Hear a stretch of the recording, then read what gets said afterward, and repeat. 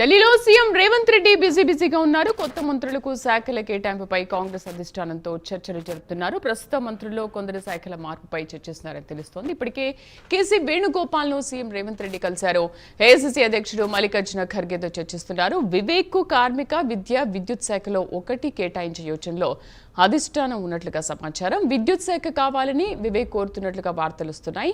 వాకిటి శ్రీహరికి క్రీడా, యువజన, న్యాయశాఖ ఇస్తారని తెలుస్తోంది. అలాగే అడ్లూరి లక్ష్మణ్ కి ఎస్సీ వెల్ఫేర్ శాఖ ఇచ్చే అవకాశం ఉందని తెలుస్తోంది. డిప్యూటీ సీఎం భట్టి శాఖలో మారుతుందని కూడా వార్తలు వినిపిస్తున్నాయి. భట్టికి హోం శాఖ ఇచ్చే అవకాశం ఉందంటున్నారు. కోమటిరెడ్డి వెంకటరెడ్డి, జూపల్లి కృష్ణారావు, కొండా సురేఖ, దామోదర రాజనరసింహ శాఖలో కూడా మార్పులుండే ఛాన్స్ ఉన్నట్లుగా తెలుస్తోంది. ఇక పూర్తి సమాచారాన్ని మా కరెస్పాండెంట్ అజీం అందిస్తారు. అజీం, క్యాబినెట్లో 6 స్థానాలకు గాను 3 స్థానాలను భర్తీ చేసింది ప్రభుత్వం. అయితే ఇందులో అడ్లూరు లక్ష్మణ్, వివేక్ వెంకటస్వామి, అలాగే ఏదైతే వాకిటి శ్రీహరి, ముదిరాజ్ ముగ్గురు కూడా ఏదైతే అవకాశం కల్పించింది. అయితే ముగ్గురికి శాఖల కేటాయింపుకు సంబంధించిన అంశంపై ఢిల్లీలో సీఎం రేవంత్ రెడ్డి ఏదైతే అధిష్టాన పెద్దని కలుస్తున్నారు. ఇప్పటికే ఏఐసీసీ జనరల్ సెక్రటరీ అయినటువంటి కేసీ వేణుగోపాల్తో ఏదైతే సమావేశమయ్యారో, అయితే కొద్దిసేపటి క్రితమే ఏదైతే ఏఐసీసీ అధ్యక్షుడిగా ఉన్నటువంటి మల్లికార్జున ఖర్గేని కూడా సీఎం రేవంత్ రెడ్డి కలిశారు. అయితే ముగ్గురికి కేటాయించే శాఖలపై చర్చ జరుగుతుంది. అలాగే ముగ్గురితో పాటు ప్రస్తుతం ఉన్నటువంటి మంత్రుల శాఖలో మార్పులకు సంబంధించిన అంశంపై కూడా ఏదైతే చర్చిస్తున్నట్టు కూడా మనకు తెలుస్తుంది. ప్రస్తుతం మనం చూసినటువంటి కీలక శాఖలన్నీ కూడా ప్రస్తుతం సీనియర్లు ఉన్నటువంటి నాయకులు ఉన్నటువంటి బట్టి విక్రమార్క దగ్గర ఏదైతే విద్యుత్ శాఖతో పాటు ఫైనాన్స్ డిపార్ట్మెంట్ కూడా ఏదైతే బట్టి విక్రమార్క దగ్గర ఉంది. అలాగే పొంగులేటి శ్రీనివాస్ రెడ్డి దగ్గర రెవెన్యూ శాఖ, అలాగే ఐఎన్పిఆర్ 2 శాఖలు తన దగ్గరే ఉన్నాయి. ఇక కోమటిరెడ్డి వెంకటరెడ్డి దగ్గర సినిమా శాఖకు సంబంధించినటువంటి శాఖ, అలాగే ఏదైతే రోడ్లు భవన్లకు సంబంధించిన శాఖ ఏదైతే కోమటిరెడ్డి వెంకటరెడ్డి దగ్గర ఉంది. అలాగే దేవాదాయ శాఖకు సంబంధించి కొండా సురేఖ దగ్గర ఉంది. ఇక గ్రామీణాభివృద్ధి శాఖ అయితే సీతక్క దగ్గర ఉంది. అలాగే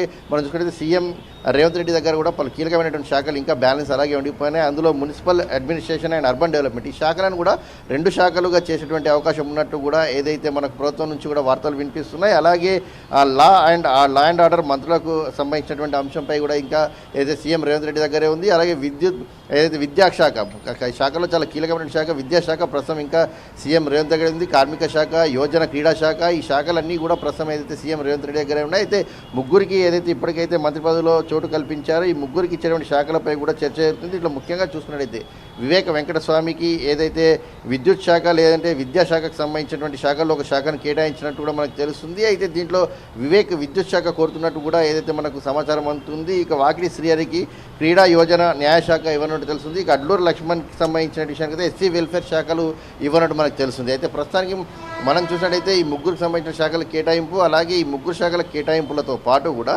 ప్రస్తుతం 11 మంది మంత్రులు ఉన్నారు. వారి శాఖల్లో కూడా కొంత మార్పులు చేర్పులు ఉంటాయని కూడా మనకు తెలుస్తుంది. ఏదైతే ముఖ్యంగా డిప్యూటీ సీఎం బట్టి విక్రమార్కకు సంబంధించిన శాఖలో ఫైనాన్స్ డిపార్ట్మెంట్ అండ్ ఏదైతే పవర్కి సంబంధించినటువంటి 2 శాఖలు ఉన్నాయి. అయితే హోంశాఖ బట్టి విక్రమార్క కేటాయించే అవకాశాలు ఎక్కువగా ఉన్నట్టు కూడా మనకు వార్తలు వినిపిస్తున్నాయి. వీరితో పాటు ఏదైతే కొండా సురేఖ, అలాగే జూపల్లి కృష్ణారావు, కోమటిరెడ్డి వెంకటరెడ్డి, దామోదర రాజనరసింహ శాఖల్లో కూడా పలు మార్పులు చేర్పులు ఉండనుండి తెలుస్తుంది. అంటే సీనియర్గా ఉన్నటువంటి వీరికి కొంత సీఎం దగ్గర ఉన్నటువంటి కీలకమైన శాఖల్లో కొన్ని శాఖలు వీరికి అప్పగించి ప్రస్తుతం కొత్తగా వచ్చిన వారికి ఏదైతే ఇప్పుడు ఉన్నటువంటి శాఖల్లో కొంత మార్పులు చేర్పులు చేయాలని చెప్పి కూడా సీఎం రేవంత్ రెడ్డి భావిస్తున్నట్టు మనకు తెలుస్తుంది. సో ఇందులో భాగంగా ప్రస్తుతానికి అధిష్టానం వద్ద ఏదైతే సీఎం రేవంత్ రెడ్డి చర్చలు అయితే కొనసాగుతూనే ఉన్నాయి. అటు కేసీ వేణుగోపాల్, అలాగే మల్లికార్జున ఖర్గే అయితే ఇప్పటికే కలిసి సమావేశం నిర్వహిస్తున్నారు. సో మీనాక్షి నటరాజన్తో కూడా భేటీ అనంతరం ఏదైతే రాహుల్ గాంధీ అపాయింట్మెంట్ కోరేటువంటి అవకాశం కూడా కనిపిస్తుంది.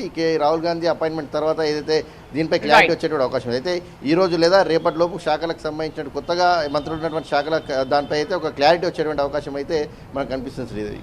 Right Azeem, thank you.